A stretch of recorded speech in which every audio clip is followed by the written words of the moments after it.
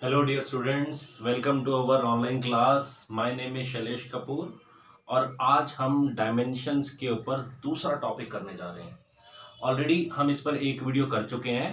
पहली वीडियो में हमने फिजिकल क्वांटिटीज के बारे में पढ़ा था और डायमेंशंस बनाई थी। कुछ पर्टिकुलर फिजिकल क्वांटिटी की डायमेंशन बनाई थी। हमने देखा था डायमेंशंस फंडामेंटल क्वांटिटीज की पावर्स ही होती हैं। आज हम इसके एप्लीकेशंस करेंगे। लास्ट क्लास में मैंने आपको बताया था कि डायमेंशंस के 3 एप्लीकेशंस होते हैं, तो आज हम उसमें 2 एप्लीकेशन उसके करते हैं। ठीक है, तो नोटबुक वगैरह निकाल लीजिए। आइए शुरू करते हैं आज की क्लास। ओके, पिछला वाला आई होप आपने रिवाइज कर लिया होगा। आसान था, ज्यादा मुश्किल नहीं। आज का टॉपिक बड़ा इंटरेस्टिंग है और आसान है। चलिए, तो आज हम बात कर रहे हैं application of dimensions. Okay, last class में हमने ये तो सीख लिया कि जी डायमेंशंस क्या होता है, अलग अलग डायमेंशंस हमने बनाए भी। आज हम इसको अप्लाई कहाँ करते हैं, तो अलग अलग एप्लीकेशन है। पहला एप्लीकेशन इसका है to convert from one system to another, from one system to another. किसी एक सिस्टम से अगर हमें दूसरा सिस्टम में जाना होगा, ओके, तो हम डायमेंशन के एप्लीकेशन से ऐसा यूज कर सकते हैं। हालांकि ये टॉपिक अब काफी कम पूछे जाते हैं क्वेश्चंस, पर फिर भी हम समझ लेते हैं।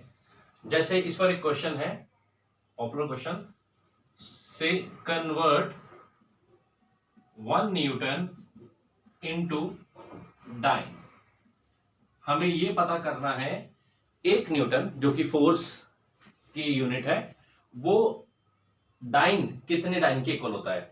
मैं बता दूं आपको, यहां पर न्यूटन एसआई यूनिट है फोर्स की और डाइन सीजीएस यूनिट है। ये धीरे धीरे जैसे आप चलेंगे आपको याद करना पड़ेगा, या कुछ नया सिस्टम भी बोल सकता है, इसमें कोई इश्यू नहीं है।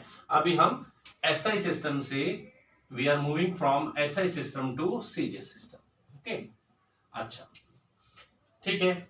जानने के पीछे लॉजिक क्या है? देखिए, लॉजिक ये है कि कोई भी फिजिकल क्वांटिटी जो होती है उसमें टोटल हम 2 चीजों को यूज करते हैं। जैसे अगर मैं इस पेन की लेंथ को बोलना चाहूं तो मैं बोलूंगा इस पेन की लेंथ 15 सेंटीमीटर है। इस पेन की लेंथ जो कि एक फिजिकल क्वांटिटी है, हम उसको 15 सेंटीमीटर ऐसे रिप्रेजेंट करेंगे।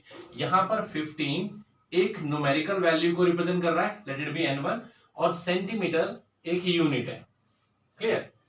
क्या हम इस पेन की लेंथ को 150 mm भी बोल सकते हैं? ऑफ कोर्स हम बिल्कुल बोल सकते हैं। हमने दूसरा एक सिस्टम mm यूज कर लिया, तो अगर हम इसको 150 mm बोल रहे हैं तो दैट इज 150 mm ऐसे लिखा जाएगा। अभी एक न्यू सिस्टम में हम गए, न्यूमेरिकल वैल्यू चेंज हो गई और ये यूनिट भी चेंज हो गई, लेकिन क्या इस पेन की लेंथ पे कोई फर्क पड़ा? ये पहले 15 सेंटीमीटर बोला जाए या 150 mm बोला जाए, इस बात से कोई फर्क नहीं पड़ता, यानी कि टोटल क्वांटिटी सेम है। तो हम ये लॉजिक इसमें लगा सकते हैं कि कोई भी क्वांटिटीज में n1 u1 और n2 u2 numerical value in first system and unit of first system, numerical value in second system and unit, ये इक्वल रहेगा क्योंकि क्वांटिटी ओवरऑल इक्वल रहती है।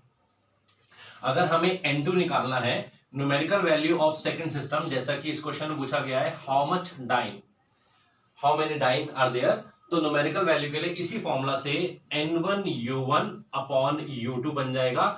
u1 और u2 उसकी यूनिट्स है, पहले सिस्टम की और दूसरे सिस्टम की, और यूनिट्स डायमेंशन से बनाई जाती हैं। आपको मैं याद करा देता हूं, जब हमने स्पीड का फॉर्मूला लिखा तो स्पीड का फॉर्मूला था distance upon time. Okay, distance के लिए हमने l लिखा, अपॉन t लिखा, लेंथ के लिए हम मीटर और टाइम के लिए हम सेकंड, इसकी यूनिट को यूज कर सकते हैं, यानी कि डायमेंशंस पर यूनिट बेस्ड है। इस बात को हम कह सकते हैं डायमेंशंस पर यूनिट बेस्ड है। चलो, तो यहां पर अगर ये एप्लीकेबल करें फॉर्मूला, तो numerical value in the second system u1 और u2 यानी कि यूनिट्स पर बेस्ड होंगे, और यूनिट्स खुद किस पे बेस्ड है? डायमेंशन पर बेस्ड है। तो ये लॉजिक हमें याद रखना है। तो हम ये भी लिख लेते हैं कि किसी भी सिस्टम की न्यूमेरिकल वैल्यू निकालना is n1 multiply by u1 upon u2। u1 और u2 क्या है? ये यूनिट्स हैं, ठीक है ना, और ये बेस्ड होते हैं डायमेंशंस पर। ठीक है, ये लॉजिक समझ के अब हम इस क्वेश्चन को आगे करते हैं। तो हमारा क्वेश्चन था 1 न्यूटन इंटू डाइन, थोड़ा सा आपको ये काम करना पड़ेगा, आपको पहचानना पड़ेगा किस यूनिट्स की बात हो रही है। तो सबसे पहले हमने स्टार्टिंग में यहां पर समझा 1 न्यूटन को डाइन में कन्वर्ट करना है, 1 न्यूटन को डाइन में। तो स्टार्टिंग हमारा रहेगा Newton is the SI unit of force. हमें पहचानना है न्यूटन किसकी यूनिट है, इट इज SI यूनिट है, किसकी, फोर्स की। और डायमेंशन ऑफ फोर्स याद कीजिए, फोर्स के डायमेंशन, फोर्स का फॉर्मूला याद कीजिए, मास इनटू एक्सेलरेशन। मास के लिए हमने m यूज करा था, acceleration LT-2, velocity LT-1 upon में इक्वल है तो LT-2। तो newton SI unit of force है and dimension of force is, क्या लिखेंगे हम, ML-T-2। यहां कुछ नहीं तो इस पावर को हम 1 मान लेते हैं। ओके ओके, तो अगर हमें न्यूमेरिकल वैल्यू सेकंड में निकालनी है, यानी कि अगर हमें M2 निकालना है, तो हम SI सिस्टम टू किस सिस्टम में जा रहे हैं, CGS सिस्टम में जा रहे हैं, या जो भी सिस्टम में जा रहे हैं, यहां फिलहाल CGS है, डाइन CGS सिस्टम है। ओके, तो SI सिस्टम में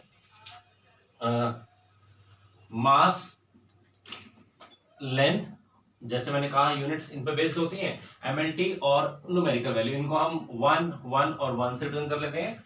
और सीजीएस सिस्टम में जिस सिस्टम में जाना है उसको हम राइट हैंड साइड पे लिख रहे हैं M2 L2 T2 and N2, इस तरह से रिप्रेजेंट कर लेते हैं।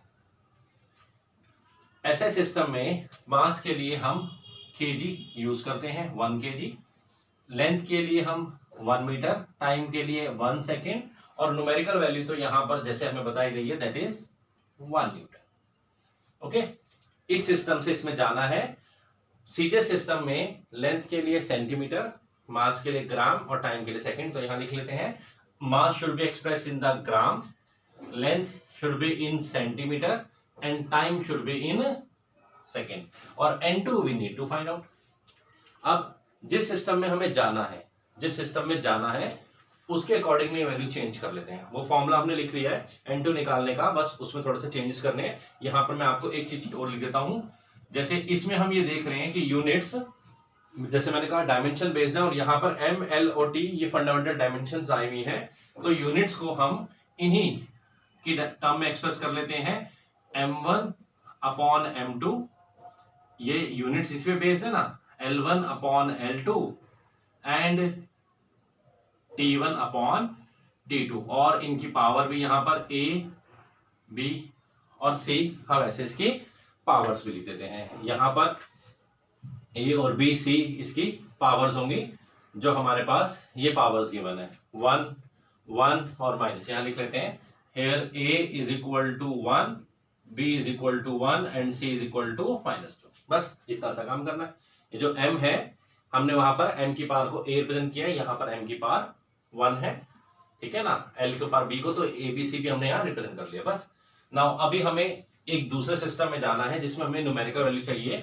सो N2 that is numerical value in second system will be given by N1, formula value लिख ले सीधा वैल्यू लिख लेते हैं, चलिए, that is 1 upon M1 upon M2। हाँ, इसको भी इसके अकॉर्डिंगली चेंज करेंगे, जिस सिस्टम में जाना है उसके अकॉर्डिंगली चेंज कर लो। तो 1 kilogram can be written as 10⁻³ gram, 1 metre can be written as 10⁻² centimetre, this is already second, तो चलेगा। तो चलिए यहां लिखते हैं M1 upon M2 that is 10⁻³ upon M2 is 1 gram में है ऑलरेडी, और power A that is 1 upon L1 upon L2, L1 is 10⁻² upon में 1, और पावर यहां पर B की वैल्यू ऑलरेडी हमने लिखी हुई है that is 1। Then we have C1 upon C2, T1 upon T2, sorry, T1 है 1 सेकेंड, यहां भी 1 सेकेंड, और पावर है -2, सो 1 अपॉन 1 पावर -2। ओके, जिस सिस्टम में जाना है उस सिस्टम के अकॉर्डिंगली ये वाली वैल्यूज चेंज कर लो। ओके, और ABC आपको कहां से मिलेगा, उसके डायमेंशन से मिलेगा।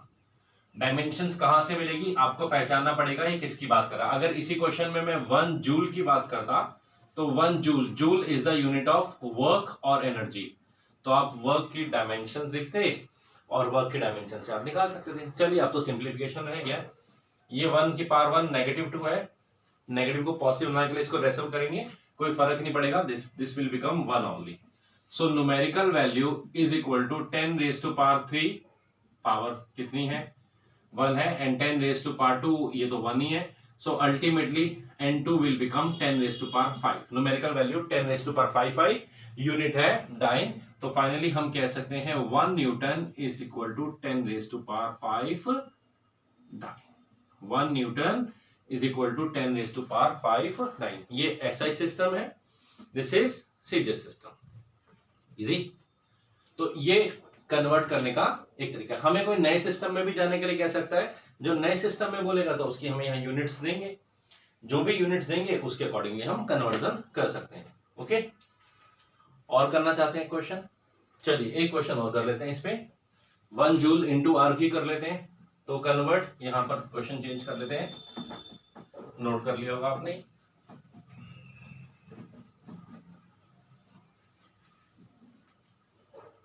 हटा देते हैं। ओके, तो इस पर एक क्वेश्चन और कर लेते हैं। क्वेश्चन है कन्वर्ट 1 जूल इंटू आर्ग्स। अभी आपको ये ज्यादा नहीं सोचना सर ये कहां से आ गया, मैंने तो सुना नहीं है, अर्ग कहां से आ गया, ठीक है ना।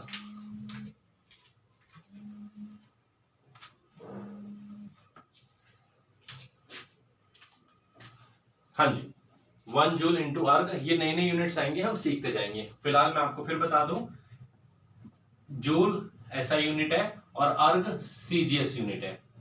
ओके, और जूल किसकी यूनिट है? जूल इज द ऐसा यूनिट ऑफ एनर्जी और वर्क। एनर्जी और वर्क, क्या हमने उसकी डायमेंशन बनाई थी? नहीं, तो यहां बना लेते हैं। वर्क डायमेंशंस मैंने लास्ट क्लास में आपको बहुत ज्यादा इसलिए नहीं सिखाई थी, मैंने कहा था जैसे जैसे हम आगे चलेंगे हम बनाते चलेंगे, आप खुद सीख जाएंगे। तो work is equal to force into displacement. Work और एनर्जी एक ही बात है ना, इक्विवेलेंट है। Energy is the capacity to work. Force की डायमेंशन बताइए, mlt -2 into L. So dimensions क्या हो गई, ml² t -2। ओके, वर्क और एनर्जी। तो चलिए यहां से हम सॉल्यूशन करते हैं। हमने यूनिट को देखा, दिस इज जूल, तो हमने ये कहा कि that is joule is the SI unit of energy और वर्क। हम कह सकते हैं joule is the SI unit of energy, और हमें उसको सीजीएस में कन्वर्ट करना है, एनर्जी और वर्क। और डायमेंशन ऑफ एनर्जी और वर्क क्या ये हमारी ml2 t -2। ठीक है, पहला काम हमारा ये है। यहां पर क्या क्वांटिटी दे रखी है, उसकी क्या यूनिट है, उसको पहचानना है कौन सी क्वांटिटी है। दिस इज वर्क, ठीक है। जूल इज द ऐसा यूनिट ऑफ एनर्जी और वर्क, और उसकी डायमेंशन निकालना। फिर इनकी पावर्स देखिए, आपको यहां से ए, बी और सी की वैल्यू मिल जाएगी। Here A is equal to 1, B is equal to 2 and C is equal to -2। A B C, हम इसी को एबीसी क्यों ले रहे हैं, इस फॉर्मूला के अकॉर्डिंगली। मास में जो भी है उसको हम ए ले रहे हैं, लेंथ की जो भी रेज टू पावर है बी ले रहे हैं, एंड टाइम के लिए सी ले रहे हैं। ठीक है, चलिए कन्वर्जन करते हैं। अगेन हमें फिर एसआई सिस्टम से सीजीएस में जाना है। ये जरूरी नहीं है कि मैंने दोनों एग्जांपल लिए तो हर बार यही होंगे। जैसे मैंने कहा आपको कुछ भी एक न्यू सिस्टम में जाना हो सकता है। ओके, जैसा हमें देख रहा है एनर्जी और वर्क मास, लेंथ और टाइम पे डिपेंड कर रहे हैं, यानी कि फंडामेंटली ये डायमेंशन है। तो इसी को एक्सप्रेस कर लेते हैं। तो यहां पर जिस सिस्टम में जाना है उसको हम 2 से लिखिए, तो यहां पर 1 m1 l1 t1 and n1, और जिस सिस्टम में जाना है उस सब क्वांटिटी को हम m2 देंगे, क्योंकि हमें n2 निकालना है फॉर्मूला के according. So m2 l2 t2 and n2 we need to find out. ऐसे सिस्टम में मास के लिए अभी अभी हमने देखा था 1 kg, लेंथ के लिए SI unit is metre, time के SI unit is second, and numerical value वहां पर यहां पर भी इस केस में 1 जूल है। तो दैट इज 1 J, और न्यूमेरिकल वैल्यू तो 1 ही लिख लेते हैं। ठीक है, जिस सिस्टम में जाना है सीजीएस सिस्टम में mass is in gram, that is 1 gram SI unit, तो इसको चेंज कर लेते हैं 10 रेज़ टू पावर 3 ग्राम। समझ में आ गया होगा, अब तो इजी चल रहा है, सेम चल रहा है। लेंथ इज सेंटीमीटर, सिर्फ एक एग्जांपल आपको कराने के लिए ये करा रहे हैं, 10 raise to power 2 centimetre. Then we have time that is in second, वो तो चलेगा। ओके चल, तो अगेन हमें न्यूमेरिकल वैल्यू निकालनी है सेकंड सिस्टम में। क्या फॉर्मूला है, N2 is equal to numerical value, again मैं फिर समझा दूं, ये किस पर बेस्ड है, क्वांटिटी चेंज नहीं होती है ना, किसी भी क्वांटिटी को डिफाइन कर लेंगे you use a numerical value और एक यूनिट्स, तो न्यूमेरिकल वैल्यू बेशक बदल जाएगी, ओवरऑल क्वांटिटी सेम रहेगी, तो वहां से हमने निकाला था। तो N2 that is numerical value in the second system is given by N1 that is 1, M1 upon M2, what is M1, 10 raised to power 3 upon 1, 10 raised to power 3 upon 1 whole power A, power is 1, L1 upon L2, what is L1, L1 is 10 raised to power 2 centimeter, L1 first system में जिसमें जाना है वो L2, 10 raised to power 2 upon 1 and whole power is B and B is again raised to power 2, T1 upon T2, T1 कितना है 1 और T2 भी 1 है and power again यहाँ पर -2 है, ठीक है ना, टाइम -2 है, उसको हमने C से रन किया है। 1 की पावर नेगेटिव को पॉजिटिव लाएंगे, इसको रेसिल करेंगे तो इसका कोई टेंशन ही नहीं, हटा दीजिए। तो यहाँ से N2 10 raised to power 3 एक, ये पावर मल्टीप्लाई हुई that is 10 raised to power 4 and result is 10 raised to power 7। So numerical value second system में 10 raised to power 7 आई, तो हम ये कह सकते हैं 1 joule in SI unit and equal to 10 raised to power 7 अर्ग्स।